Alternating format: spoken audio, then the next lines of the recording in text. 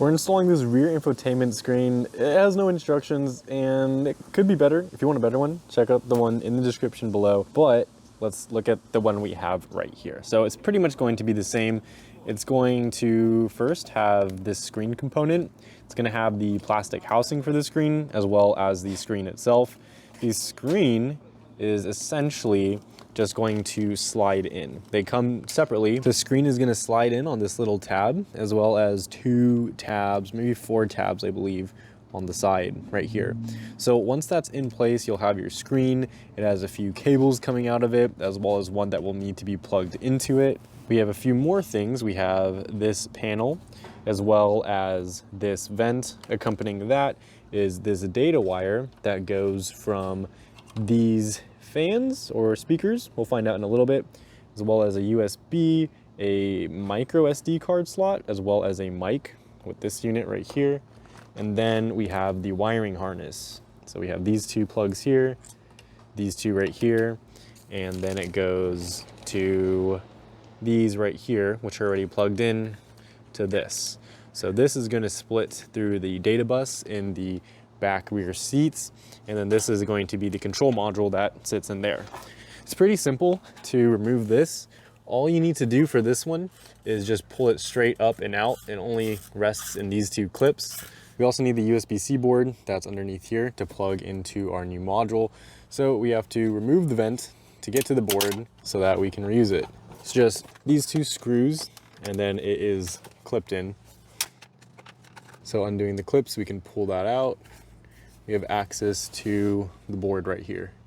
Holding the board in are these 2 screws. So we'll take that board to the new unit. These are for older models if you had it to where the USB-Cs were further apart. We don't need this anymore though, because ours is updated, it's brand new. First we need to remove this bottom one, and you can do that with your hands or a pry tool or your hands. What's up with this?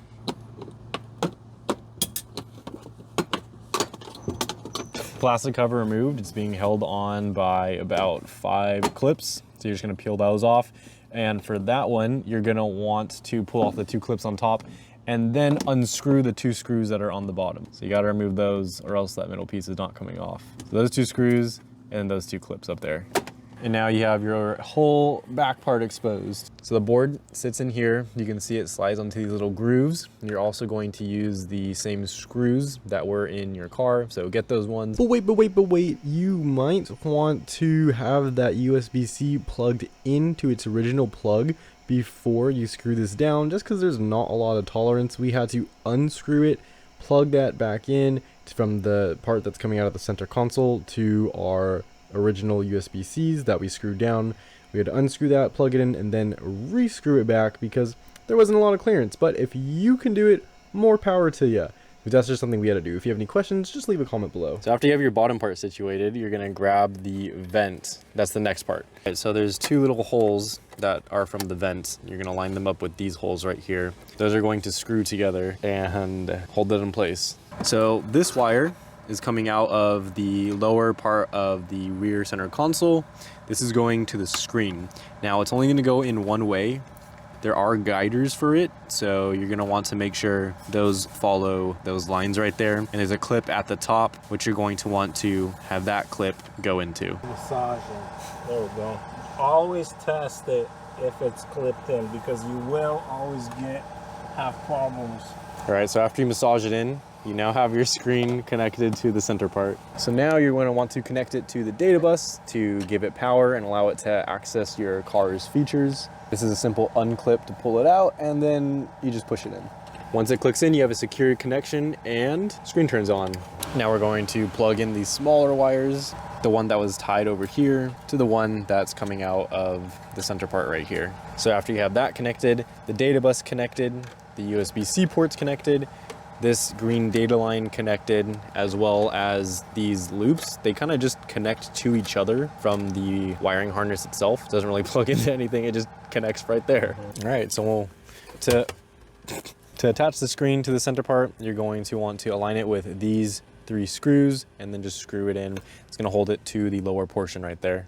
There's a lot of cool functionality with this. So you can see that it is blowing now, it's on right here.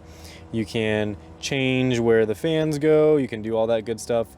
You can turn it off and then it won't blow anymore. And it turns off only the rear. So the front ones are still on, which is great if you want to have climate control in the back. You can now control the climate in the back, when previously beforehand, you couldn't do that. You had to ask the people in front for you to adjust your climate. This thing is awesome. You can control the fan speed. There's dual climate zones, so you can adjust it on each side for each individual person. There's different menu stuff. You can turn it off into like a clock mode, press it to go back on.